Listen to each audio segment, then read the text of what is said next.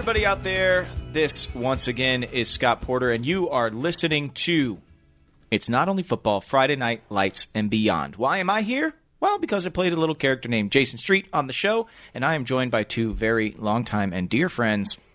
Zach Gilford, I played a big character. You're not going to tell us who? Yeah. And I'm Mae Whitman, and I'm eating an acai bowl. And we are hoping to avoid El Accidente today. What? Why were you guys laughing? El Accidente is the name of the episode that we are covering in today's podcast. That is literally the... We're hoping to avoid the accident? I mean, I don't know. I'm trying to sound work like the you were title hoping not into to the, poop your chair. opening drops. Wait, that reminds me of, Yeah, of my a question kid doesn't I have have an for El you guys. Accidente if we don't When have it comes to road toilet for him. This is such a good segue. But do your thing, but then I have a question for you that's going to be upsetting because it's about El What's his Accidente. thing? Well, what I was... what we usually do... What else it's about? is talk about... This episode isn't about football. What is it about? To me, it wasn't only about football. To me, it was about two different things. Figuring out what the truth actually is, and the idea that sometimes we look at everybody as like glass half full, like we try and see the best in everybody at all times, even when it's not there. Fair point.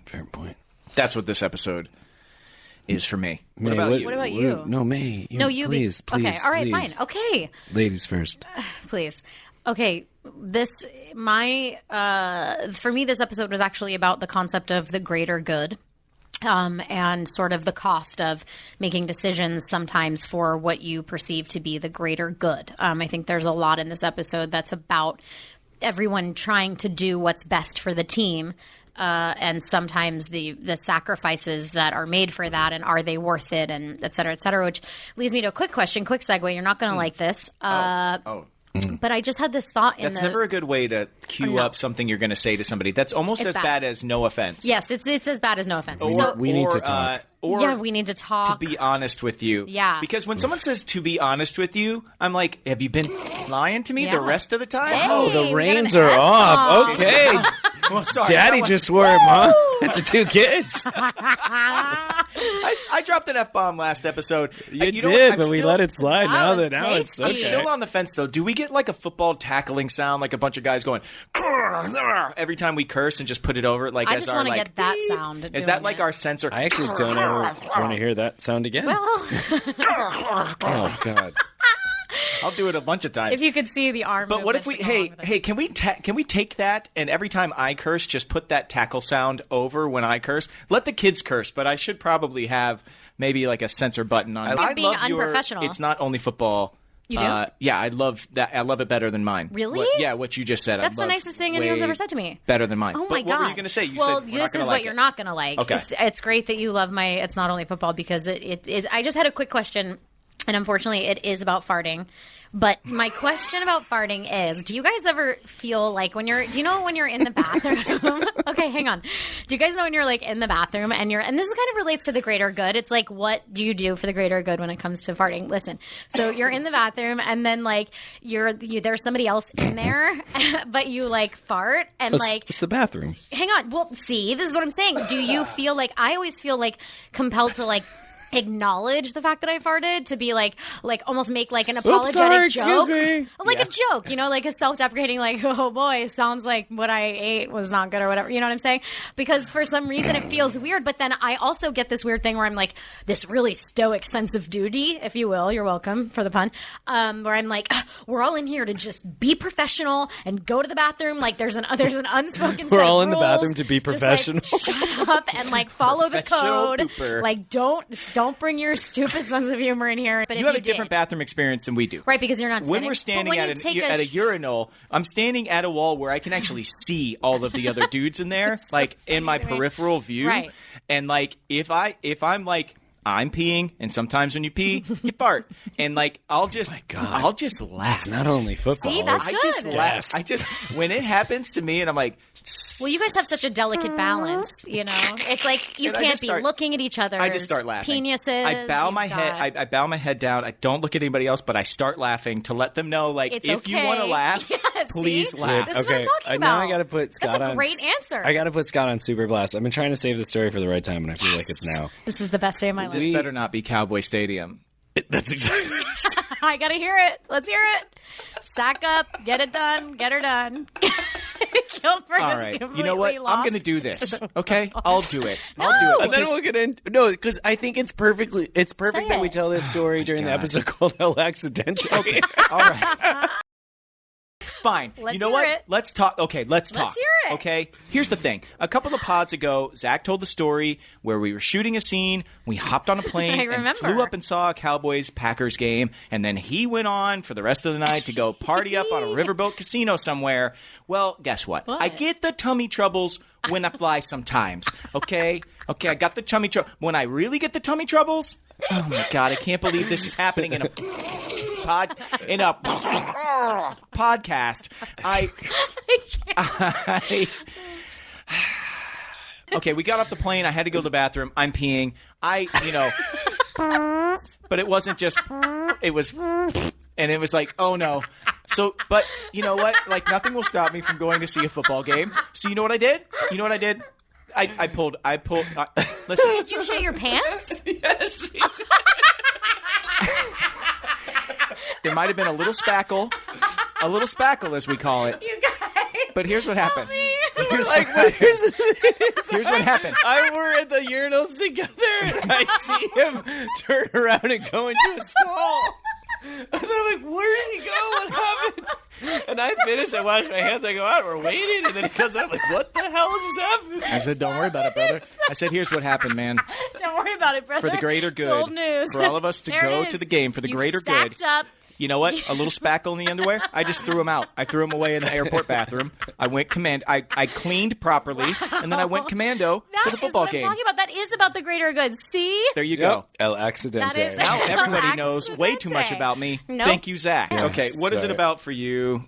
yeah, what's that? We've really lost the plot here. Honestly, I think on this one, for me, I think a lot of it is about friendship. I think. Oh my God. Oh, so cheesy.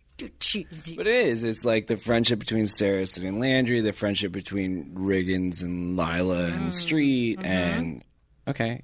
You know what? I'm team done. friends. If this is the way that my answers are going to be reacted to, I'm done. I tried. What is this, episode 6? And I'm like, you know what? I'm going to do it. I'm going to put myself out there. I'm going to analyze. I'm going to do my English homework. I haven't seen you so, vulnerable. And May's going to say, ugh. Well, I like to take a little shot at It's hard to follow up a poopy pants story. You're right. It is. Did you do your homework this week? Yeah, Gilford? I logged on to Fandom. Sorry. I love your friend thing. And it's this interesting thing about strained friendships, but it's also like strain. The things that you ignore, the things that you will ignore in friendship too. Sure. I don't know. We'll get into that later. Go ahead. I'm sure it'll come up. All right, give us the breakdown. Give us the breakdown. Okay, guys, ready? Fandom. Yeah. Perfandom.com. Not a sponsor. November 7th, 2006. Oh boy. Writer Carter Harris. Director Dan Lerner. To good friends and Texas forever. Cheers.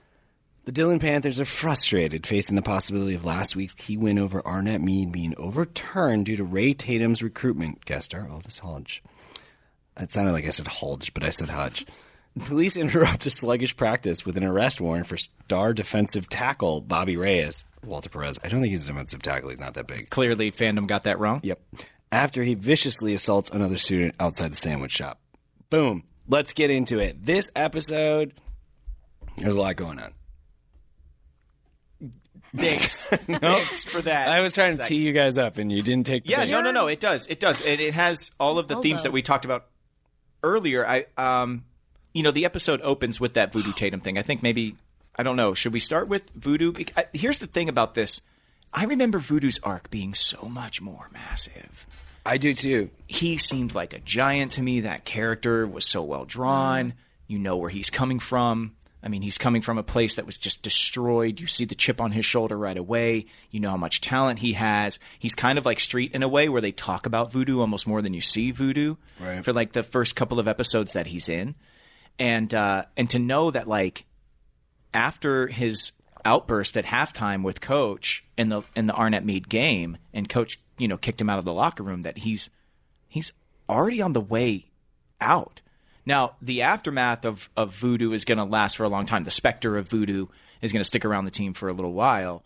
But I forgot how quickly these storylines are. It was super quick, but I also thought, I remember because in last week's game where he's like, I'm done with this. But then you see him in the community at practice and everything. And I remember, because just what you said, where I felt like he had a much bigger arc.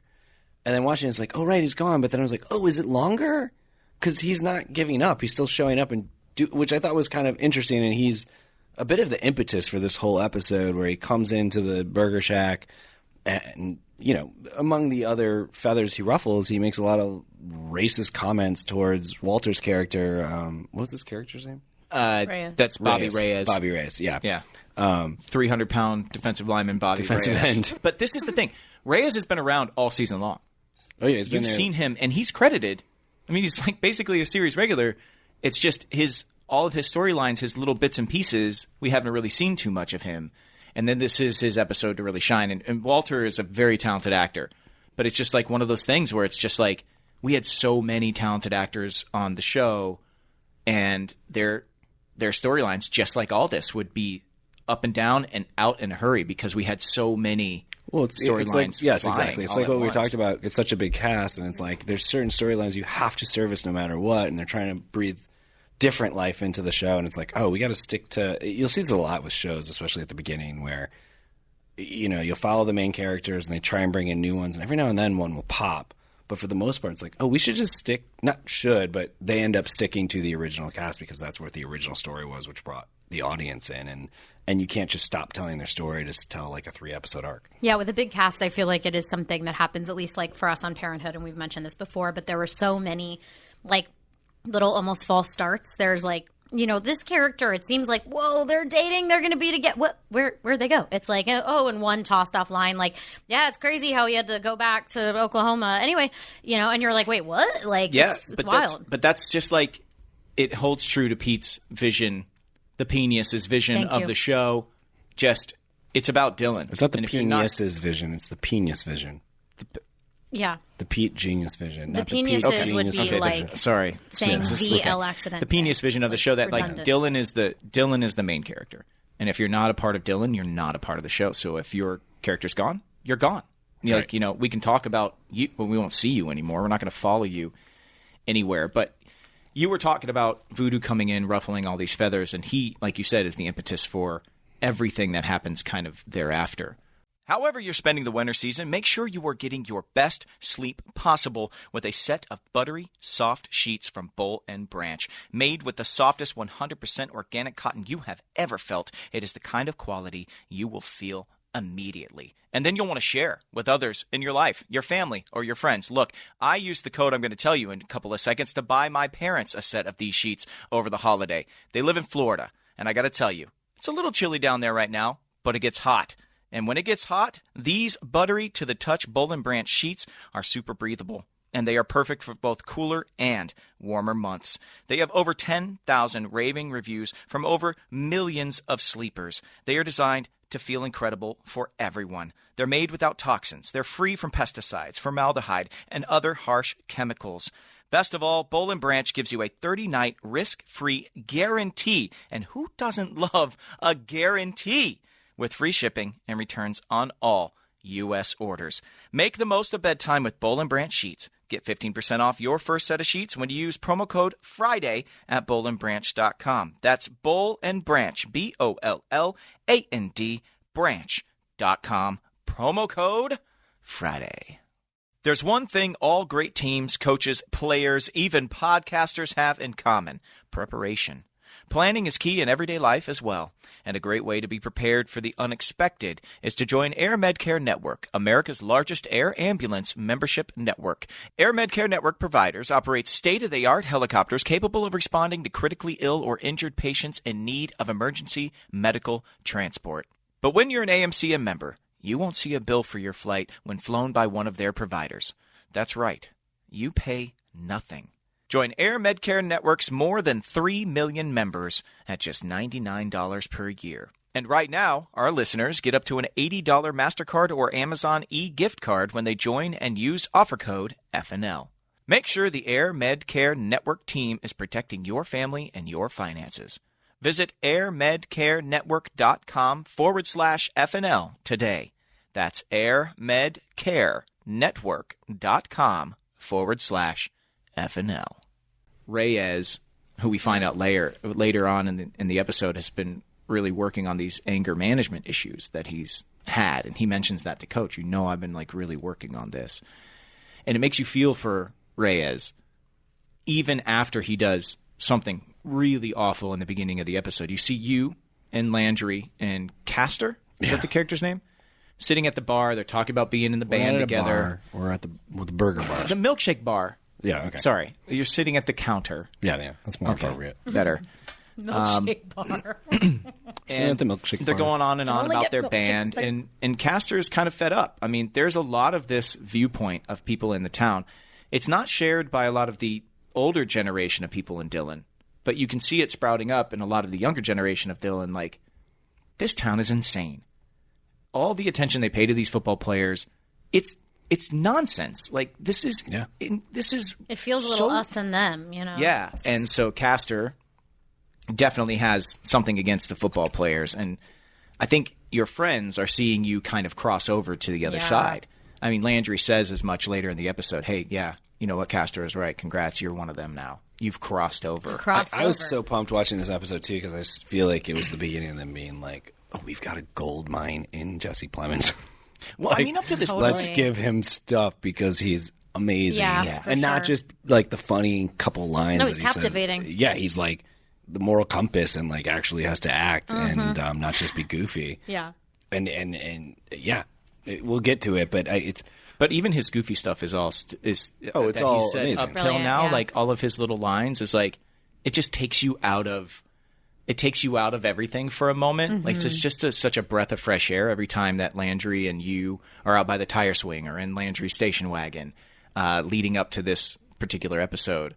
It's just all such a nice little break from everything else that's going on. I mean, in all honesty, I'm not that funny, but anytime I'm funny, like anytime on camera where I'm funny, I totally got it from Jesse because he's not cracking jokes. It's not set up joke.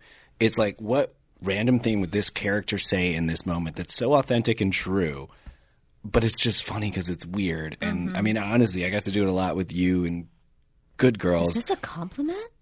No, it's nothing to do with you. I'm just saying, I'm actually complimenting You're myself. You're right. It's a compliment for Jesse. I actually feel like I learned so much about like how to like if you're not a comic, if you're not a comedic actor, ways you can be funny by watching Jesse and being like, oh, you're not like making jokes, you're just being there and being kind of funny. Anyway, yeah. There's a lot of interesting developments in this entire scene. Sorry, Mae's eyes just rolled back and around. I'll the get whole you time I one. was I'll talking. get a compliment from you if it's the last thing I do. I'll give you Some one. developments in the scene are Saracen and Smash.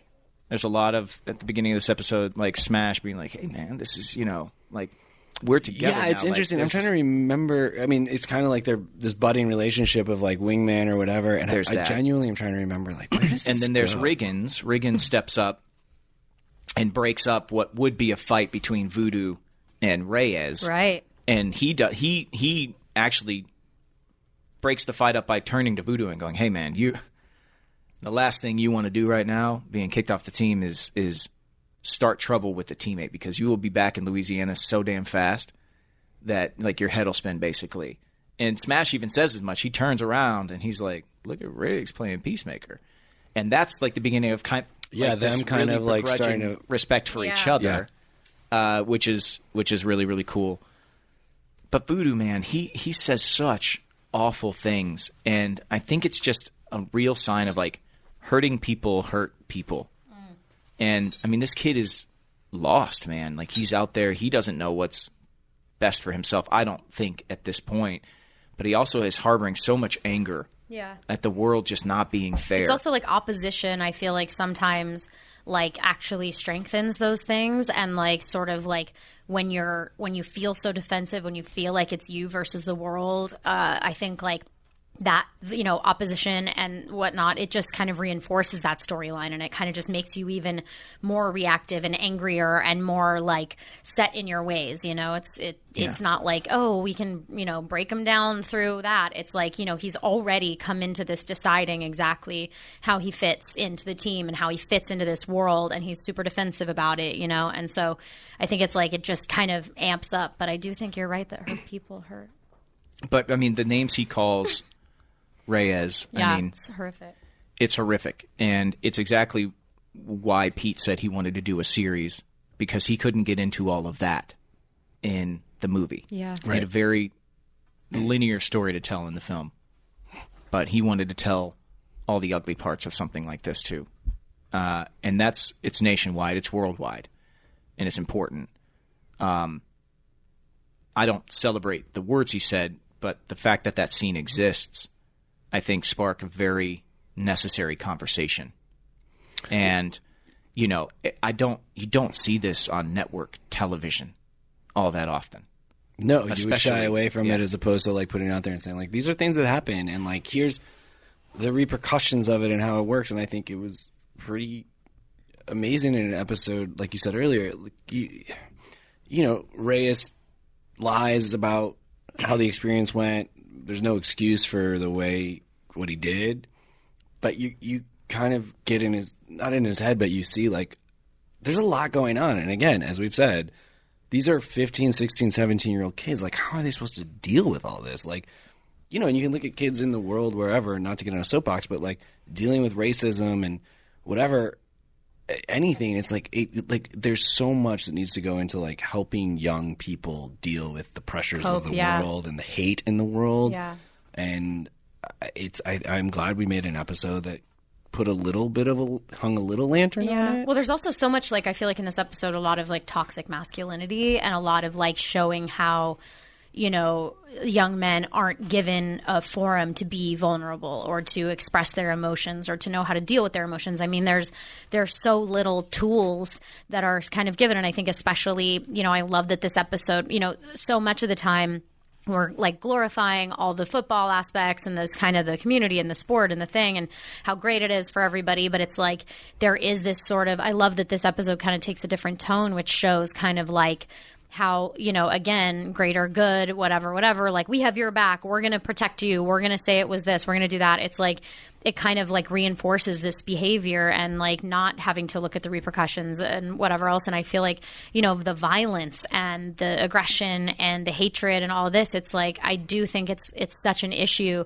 that a lot of like, especially everyone, but like a lot of young men especially deal with is this, and especially like, you know, it can happen a lot in, I think, sports that are sort of more, because I mean, you're out there like busting each other up on the field anyway. It's like there's a lot of violence and aggressions on the field. So it is kind of like it's a really amazing perspective on the uglier side of what kind of gets reinforced sometimes. Yeah. And you see, so what happens is Reyes goes outside, he follows Kaster, after the Voodoo interaction and that fight is broken up and Voodoo leaves, Kaster comes up and says, Saracen, it's time to go. But Saracen, having established this other group of friends with the football team or peers that, you know, he looks up to, he's like, you know, I think I might stay. And Kaster's like, man, get over yourself. Get in the car with us, your real friends. Let's go. Football is stupid. These guys are dumb. And he's like, you know, you've crossed over, man. Like, I'm writing you off. And Kaster goes out. Reyes follows him and beats the ever-loving shit out of him. Vicious. And Kaster apologizes. He says all these things. And again, it's hurting people hurt people. Reyes has just been through a really damaging, you know, interaction. Yeah. He takes it out on somebody else. And it's just like, those dominoes continue to fall. The interesting thing is as this episode progresses, you know, we follow Kaster is going to receive a ton of fallout for something he never did in the first place. Reyes uses the hate speech that was used towards him by someone else to kind of free himself of the responsibility of this aggression, this act of aggression towards another, this assault on another human.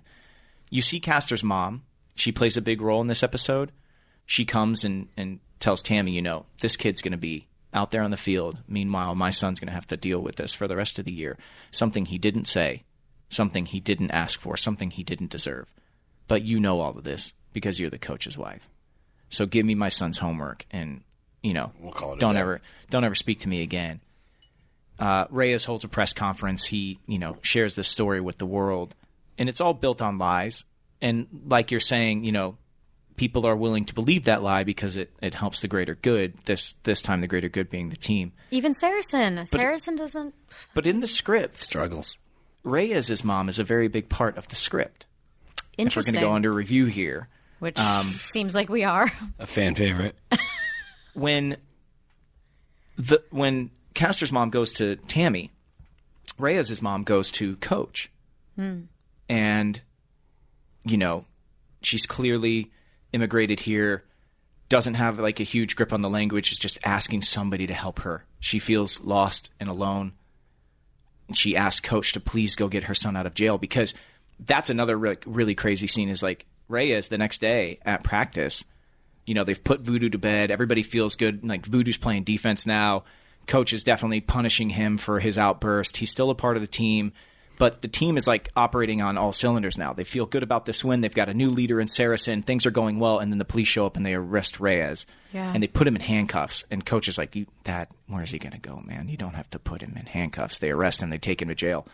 But the impetus for Coach going to get him out of jail is actually Reyes' mom in the script. So it's one of those things like I have a burning question of wanting to know like why that hit the editing room floor. Because I thought it was such an interesting, having both moms be there as these and understanding figures. The perspectives. Like I think what you said was really smart, Gilford, which don't get used to me saying that kind of thing to you. I remember this moment. But basically, I think like, the fact that it's not, they're able to show and make people understand why these people are doing the things that they did, and with not without justifying violence or anything like that, but they're able to kind of show from all these perspectives. And I think that's really helpful towards, opening up this conversation and opening up the concept of what's underlying, what trauma is underlying for all of these kids that would make all of them react in these hateful ways. Like you do kind of understand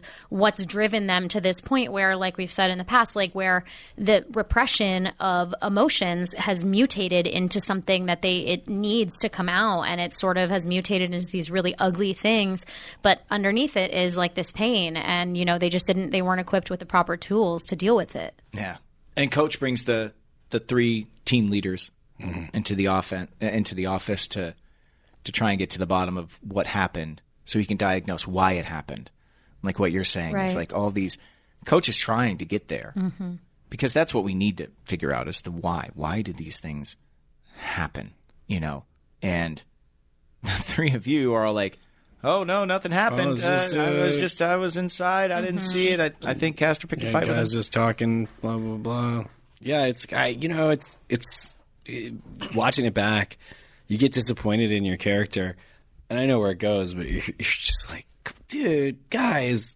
But you understand why you did it too, is because you are under this impression. I mean, you're also kind of new to this world of being a part of the football team, and everything around you, including all the adults, including the whole town, is telling you that what matters the most is the greater good of this football team. And like, so it's like, you almost to a degree, you understand why you're not saying anything or why you're going along with this thing, because you have sort of been misled when it comes to what the quote unquote right thing to do is. Yeah, I don't want to ruffle any feathers. Like, I'm just newly, as we said, like Smash's first like starting to like take me under his wing, and I'm like, cool, I don't want to mess that up. You don't want to with your team. I mean, friends. as not to sound, but the hope is that the wish is to live in a world in which this team would be all stand up and be like, that's messed up. We're not standing for that. And that's just unfortunately not the reality in a lot of places. I think it's changed a lot in the last 15 years, I hope. But it's just...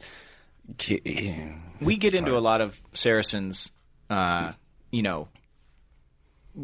he does what he does in this. And you find out it's because he feels like his position is tenuous and he doesn't have a place, he feels like if he pops his head up, it's going to get cut clean off, and that's going to be the end of his career. And that's what this town has done to him by telling him how important football is and how, lauding him with all these, really cool, compliments and advantages when he becomes the starting quarterback, and him seeing a glimpse of that life. We see that later on in the episode. Still on the fence about which SUV to get? Waiting to hear the reviews? Well, I've got some good news. The Hyundai Ioniq 5 beat out 32 other SUVs to win Motor Trend's 2023 SUV of the Year. 32, and they picked us. And it's the first time they've ever chosen an all-electric vehicle for this award. So not only does it deliver on utility, it also has all the benefits of being electric. And there's more, as if that's not enough. To quote Motor Trend directly, they said the Ioniq 5 is a game-changing rethink of what an SUV can be, and that in this year's incredibly competitive crop of SUV of the Year contenders, the Hyundai was well ahead of the pack. Their words, not mine. So there you have it, folks. The reviews are in, and they're fabulous. The Hyundai Ioniq 5, Motor Trend's 2023 SUV of the Year. When it comes to award-winning driving, we're thinking of every mile. Hyundai, it's your journey. Available in limited quantities in select states only. It's Not Only Football, Friday Night Lights and Beyond is brought to you by Progressive Insurance. Hey, so if you're anything like me, most of you listening right now are probably multitasking. Yeah, while you're listening to us talk, you're probably driving, cleaning, exercising, or shopping, or eating. I eat a lot. But if you're not in some kind of moving vehicle, there's one more little eensy-weensy task that you could add to your list right now. You could be getting an auto quote from Progressive Insurance. It's easy, and you could save money just doing it right from your phone. Drivers who save by switching to Progressive save nearly $700 on average, and auto customers qualify for an average of 7 discounts. Discounts for having multiple vehicles on your policy, for being a homeowner, and more. So just like us, obviously your favorite podcast, Progressive will be with you 24/7, 365 days a year, so you're protected no matter what. Go ahead and add one more task to your list. Quote your car insurance at Progressive.com to join the over 29 million drivers who trust Progressive. Progressive Casualty Insurance Company and Affiliates. National average 12-month saving of $698 by new customers surveyed who saved with Progressive between June 2021 and May 2022. Potential savings will vary. Discounts not available in all states and situations. I'm also disappointed in Coach sometimes, but I think at the end of the day, he's just trying to see the best in all of his kids and try and mentor them from their best place as opposed to their worst. But he also is just like in that situation, you can't call 3 teenage boys into the room and then ask them a question. He's got to interview all of them differently. Listen, when I was in football, when I played football in Florida, like we had 2-a-days. You practice in the morning, then you practice in the evening. In the middle, you get a break. And me and 4 buddies of mine, geniuses that we were, decided to leave practice, drive an hour to the beach, and go hang out at the beach for a couple of hours and then come back for practice. Well, of course, rush hour on the way back, we're late, and we show up, and this is a little lie. I'm not comparing it to the lies that happen in this episode and the importance of that. But Coach has to know better. Coach has to be like, I can't expect these, like, talk to Riggins and then talk to Saracen. And then my coach, Coach Michelia, we got there, and we're like, we're late. We're so sorry. We had a flat tire. And he was like, oh, you had a flat tire. Okay. Porter, go to that end. Hickman, go to that end. Eli, go to that end. And he put us in 4 corners of the football field. And then he walked up to each of us and asked us a very simple question.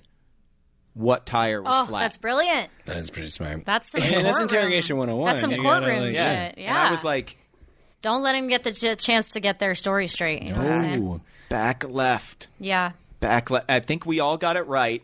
Like, for some reason, they were trying to intuit to each other. And then my other receiver, Eddie Heim, just was like, front right. And we're like, Eddie. Eddie, Eddie. God dang it. You don't hear about Eddie much anymore. Anyway. I was going to say, we're 6 episodes deep, and we're only just now talking about Eddie. Eddie Heim. Great receiver. Lake Hall High School, class of 97. But also, to a degree, I'm just going to toss it in there that, like, there's a tiny part of it that, like, Coach doesn't want it to be true. And for whatever reason, I mean, even, you know what they say about good intentions? They paved the road to heck. Because, it's like, even they say that. To heck you or know to they hell? always tell me? You know what my dad always told me? What? He said, wish in one hand and shit in the other, and tell me which fills up first. What does that have to do with? That your shit, the shit Well, fills the wishes it up, right? are like good intentions. Okay. Yeah, and that it's not full. Yeah, right? you can take. Can we stop talking about shit this episode? No, that's what this is. El Accidente. El Accidente. El Accidente in one hand Yeah. and wish in the other. Yeah, so it's like, to a degree, there's a part of him that doesn't want this to be true. He wants to have that hand completely cleared, of 100%. of all the accidents. And then Coach's journey is really interesting throughout this entire episode too, because he's kind of refusing to actually dig to what the truth is, because I don't think he wants it to be true. Exactly. Oh, totally. Like the scenes in bed with Tammy when they're watching the thing, she's like, I just don't believe him. Like, he's got a record, he's got this. He's like, he's a good kid. He's working won't on it. even But, go like, there. He doesn't even He want to just blows open her the off. conversation. Yeah. Yeah. Yeah, and she's coming from the experience of being a mother and looking into that mother's eyes and understanding that mom did not lie to me. She is telling me the truth. Her son did not do this. He gets straight A's. He has been a stand-up kid in this community for a while. Well, and Landry says the same thing. He's Yeah. like, we've Landry's known like, you know Kaster him. since whenever. He's not a racist. Like, he would never say those things. Yeah, how interesting was that? Like, okay, so you said you loved watching. Yeah, how did that Jesse, culminate, that scene? Truly act in that stuff, and then you see this anger come out of Jesse when he confronts. He's like, if you're not going to do it, I'm gonna do when it. he And finally nuts up and yeah. it was. He confronts Reyes. I thought it was great writing as well, and it wasn't. I don't know. I really liked this episode, and I've always remembered it and being. Because, like you said, like Walter was around forever, and then he had this episode, and then he just went away. And then watching it back, it's like, oh, he's never there. He had like one line in the last episode, and then he has this big episode, and it's like not a thing. So, thinking back to 15 years ago, filming this show, it's like, oh, there was that one episode about, and I genuinely forgot about what provoked him. I just knew that there was a thing where he beat someone up, and that was it. And then watching it back, it's like, oh, this was like a pretty really heavy loaded episode, and it's such a turning point for Jesse and his character, and he gets to do something. So, yeah, it's it was cool to like be like, oh, we tackled some terrible pun. Really bad. Yeah. So you're in the because you see Landry attack and he's fuming, so he goes after, and then is that sort of the turning point for Saracen where he feels like he has to do, like, what do you think for you? What was in your character study the point where Saracen realized he had to do something about this? I mean, I think it probably wasn't till later, because I feel like at the end of that scene he says something to him and calls him out again, and I think it's just really in seeing that's my best friend. He won't even talk to me. And Saracen knows right from wrong. And I think he just, when he has a little time removed and when you see him show up at Coach's door, he just, it finally is like, and I love the line, it might not be right for the team, but it's what's right. And I don't know if that's scripted. I'm not saying like I made that up. If anyone made it up, it would have been the director or someone. I'm not taking credit for it. But it's such a true thing, and that's what everyone's doing this episode, is trying to do so many people are trying to do what's right for the team and not necessarily what's right. And like, yes, it's an honor to be the guy who stands up for what's right, as Saracen often does. So you were really you were like pumping the air. You're like fist in the air when you're watching the episode back. You're like, I did that. But it was super fun to like, and I also love it's like the first moment you see him and Julie kind of have this like, and you can see that she's like, oh, did Matt stop by to see me? Yes. It's like awkward. The dance rehearsal, like, how's dance? She's like, we're dancing 3 times a week. It's like, that is so. And then it's like, team. I'm actually here to see your dad. Yeah, and she's like, oh. Oh, cool. It is scripted. There you go. What's up, son? I don't think Kaster said anything racist. I thought you said you weren't outside when it happened. I wasn't. But I was inside, and I know Kaster. I've known him for years. I don't think he would say anything like that, and it wasn't the way it was going. Voodoo called Reyes those names, not Kaster. And then at the very end, there's a huge chunk. They make you say a lot here.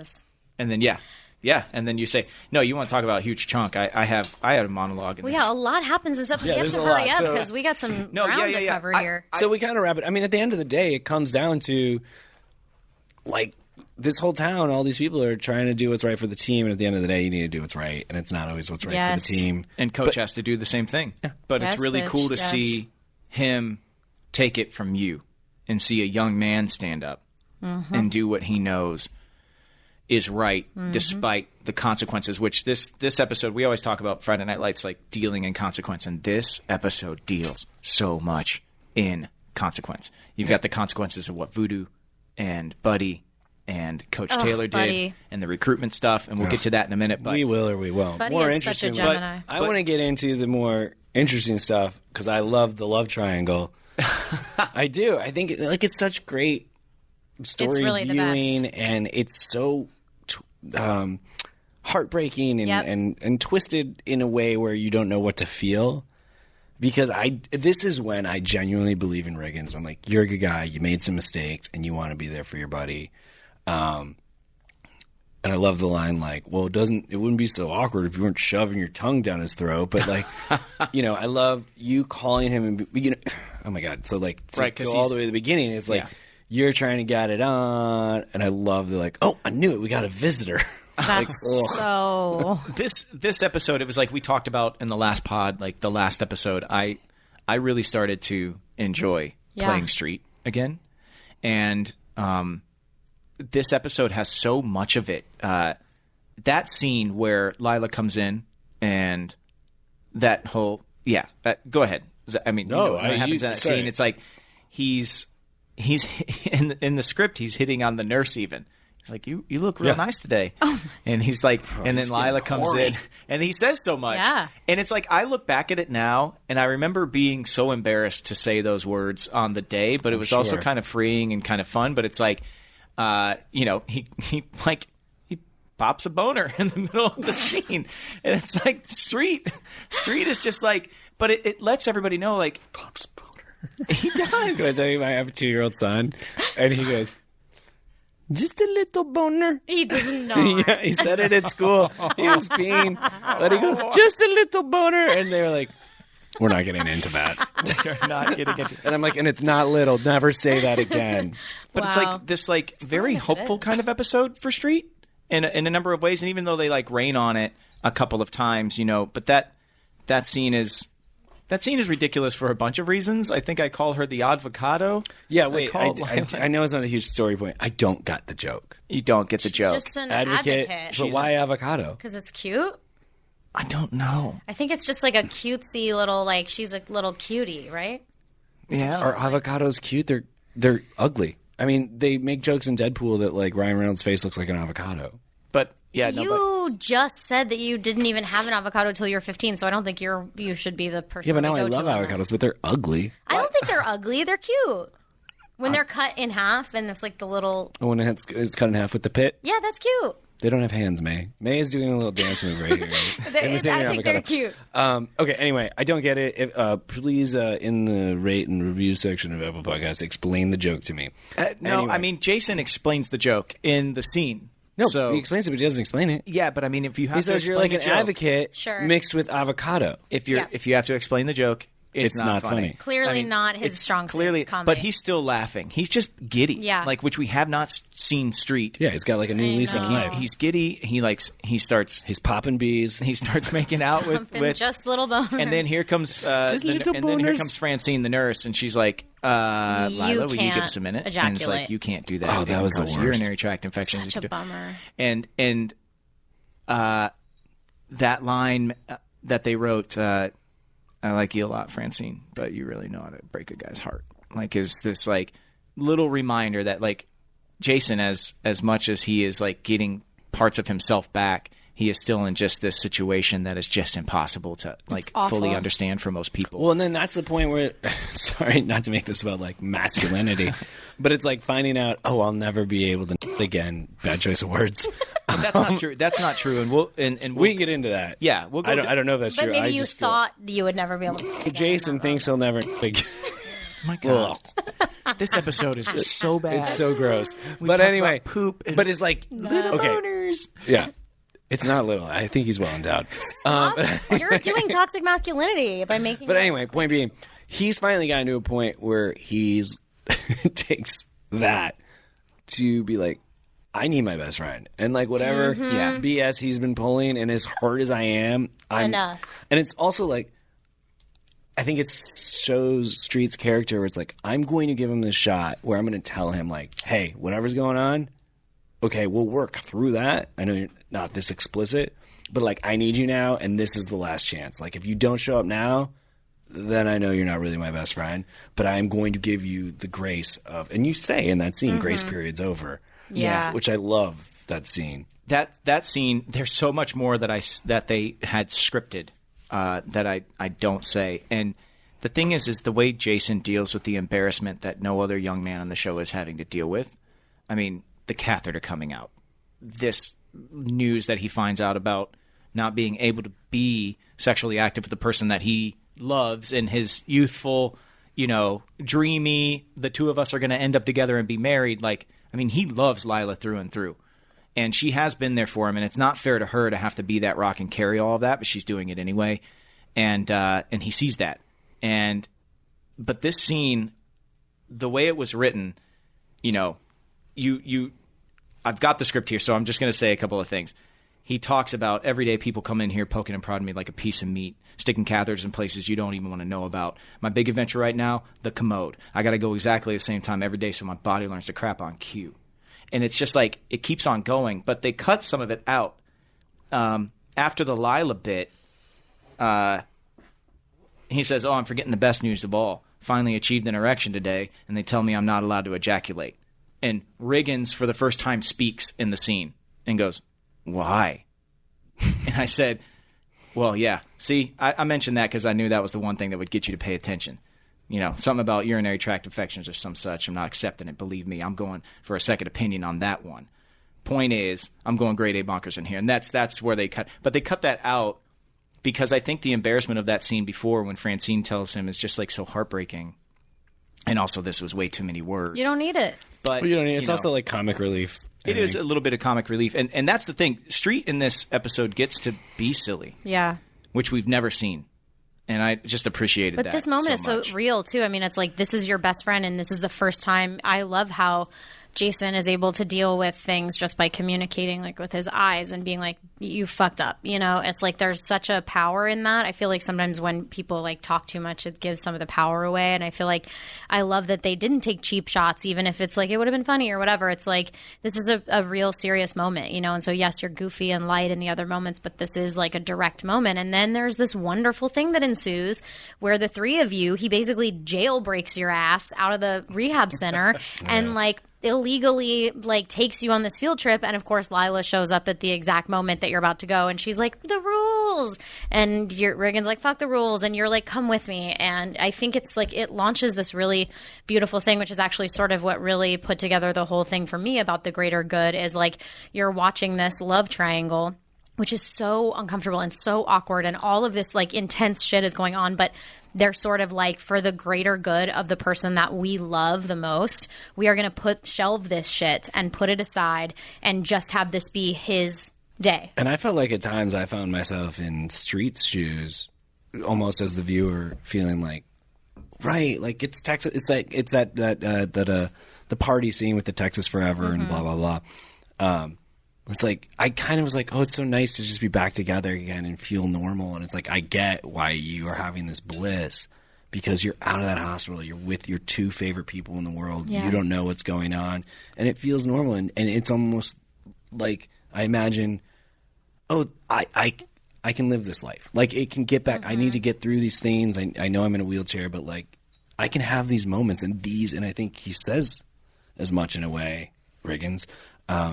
Like it's not about the money. It's not about the what does he say? He said basically he's like, it's about friendship. That's like we can conquer anything. Yeah. When they're out on the lake there, yeah, and the three of them are sitting there.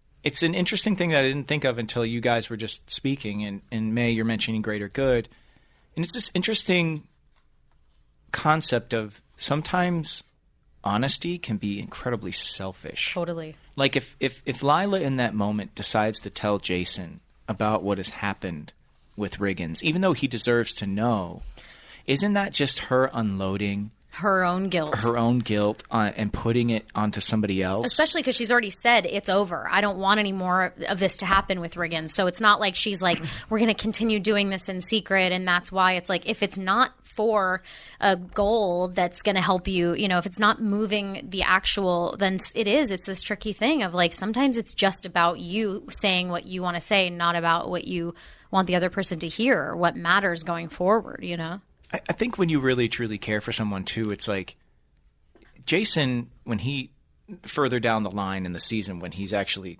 aware of what is happening, which starts, which you see at the end of this episode. Nightmare.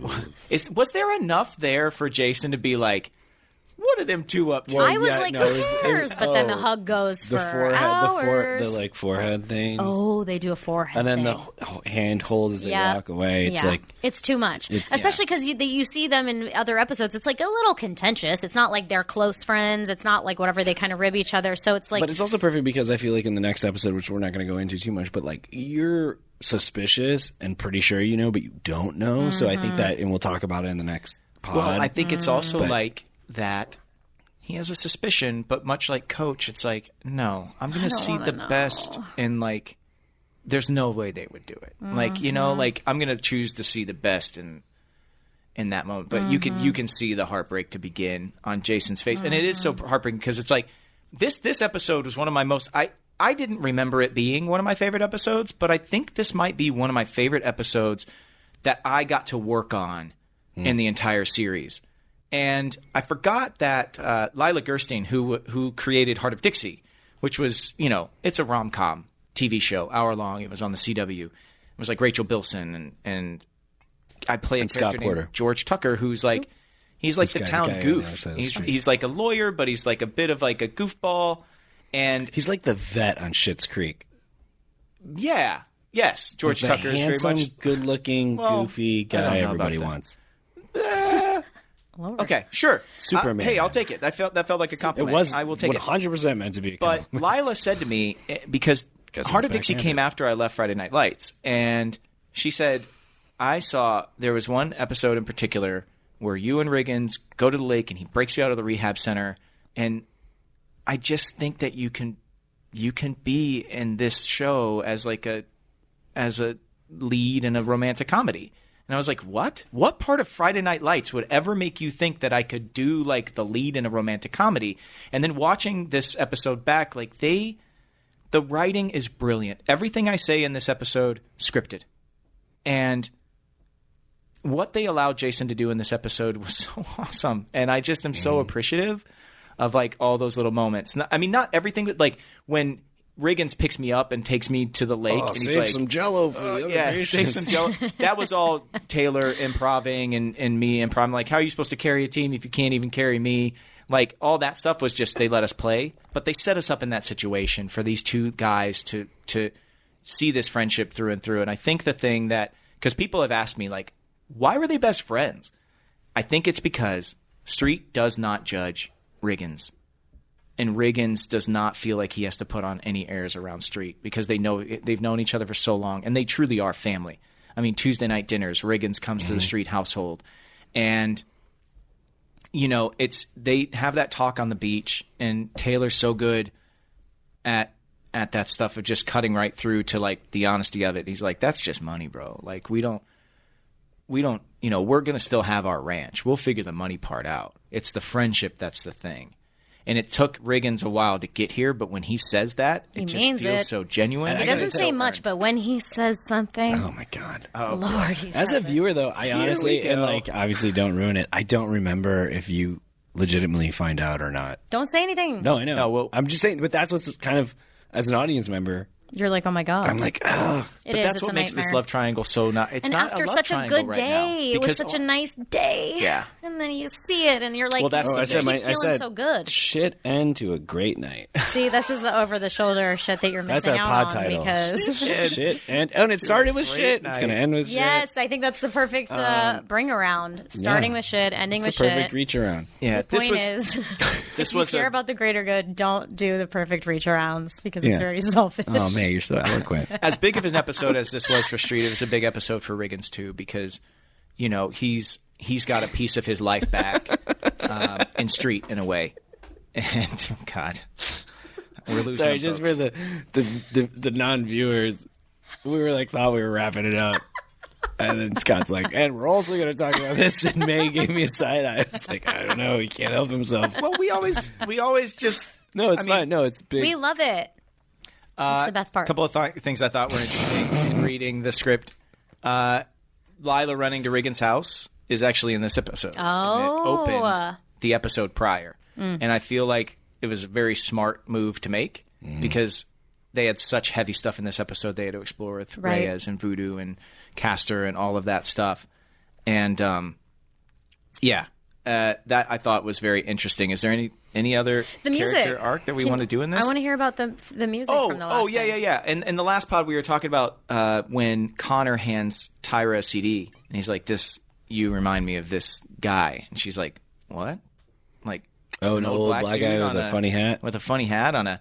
Well, I told everybody, I was like, go Google what artist that is, but it's not actually... You can't Google it. It's only in the script. They never actually say it out loud, but Blind Willie Johnson is the name of the artist. So go listen to Blind Willie Johnson's music if you want to know what that... In The West Wing, they referenced him. Really? Yeah.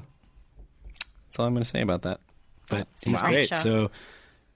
Very cool. The genius that is Peter Berg. There's genius all over this show. Great artist borrow, genius. good artist borrow, great artist steal, and he stole from the West Wing. The music underneath the three of them sitting on the beach and the way that they shot it, Dave Boyd, brilliant director of photography, and the way that the writer set up that scene, it just reminds you of the pilot episode when they're sitting out there around the fire at Texas Forever. Oh, yeah. It's shot almost the exact same way. Lila's on Jason and Riggins is by himself drinking a beer, and... he's like, it's about friendship, man. And it still, like, rings true in that moment. And the song that's underneath it is just constantly singing, I can't hold on, I can't hold on, I can't hold on to this forever. And it's, like, so heartbreaking to know that, like, if one little domino falls, like, the three of these friends, these lifelong friends, are going to just completely and the totally show is so good at capturing that. I feel like that's like the thing that I feel like about this show, that is, it somehow captures that moment, that sunset moment, and makes it last. That breath that exists in Friday Night Lights, the decision that they always make to let scenes last a little too long. For somebody who's making the episode that might not be as sure of themselves, they would want to cut all that off and just like not allow that tail to exist. The last couple of things about this episode that we didn't touch on were the fact that Coach finally does the right thing and kicks Reyes completely off the team and tells him to go see his wife and get help. He says, I can't help you. I can't help you, but my wife can. And he sends Reyes to her, and they're in bed. And she's like, guess who came in today? He goes. And he does go. And that's the hope that he will get a little better, and Coach is finally seeing like the reality of what this team is, maybe how broken they are, and that's the real way to help Reyes, is to actually help him, not just enabling the behavior so that he can stay and have what he thought he wants. Like, this is actually going to give him tools that he can be a better person. Yeah. And the last bit of consequence is the other shoe drops on Voodoo. Coach decides to ignore him at practice, put him on defense. And Voodoo says to him, look, I got a ring in a drawer, and it's not for playing defense. So what are you doing here, Coach?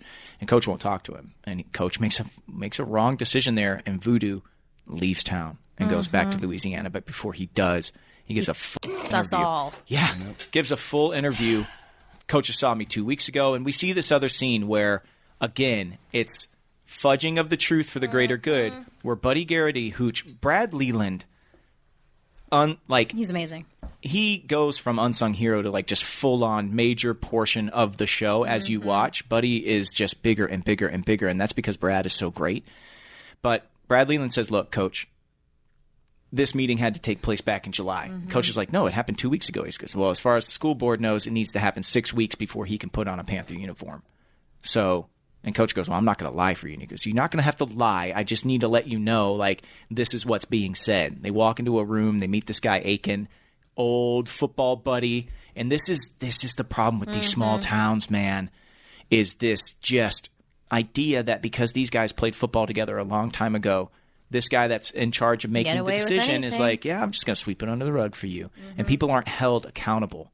But because of Coach's actions, unknowingly, everybody is held accountable. They forfeit the win against Arnett Meade, and now their backs are really up against the wall. And this episode deals in consequence in so many different ways. What does he mean when he says, "Oh, like the season's over, or it could be"? What does that mean?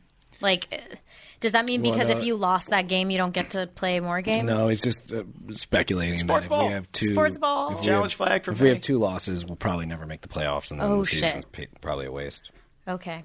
Well, they can't lose again. Yeah, there's no margin for error for this team for the rest of the season. Now I'm stressed. I got to drive home stressed. Now you're going to drive home stressed. Great. If you are listening to us on your drive home today, remember when you get home to hit us up in the rate and review section of Apple Podcasts. Let us know if we didn't get to anything. Or if you just want to tell us how much you love Zach's little cute laugh. Because I do. I love it. Aw. It's really special. If you We have had any, some good laughs. It's unexpected. if you have any questions, hit us up there as well. We will start answering your questions very, very soon. We've got guests coming up. There's a lot of exciting things for the pod. We just want to say thank you to everybody out there for listening. And thank you, Scott, for being vulnerable about your incident in Dallas. That meant a lot for me. I It's hope. going to mean a lot to a lot of people. I think so, too. I'm very relatable. planning on editing that whole Very thing relatable. out, That's not guys. happening. It's 2 against 1. 2 against 1, you It's lose. Dan. All right, everybody. Sorry. We will see you next week for episode 7 of season 1.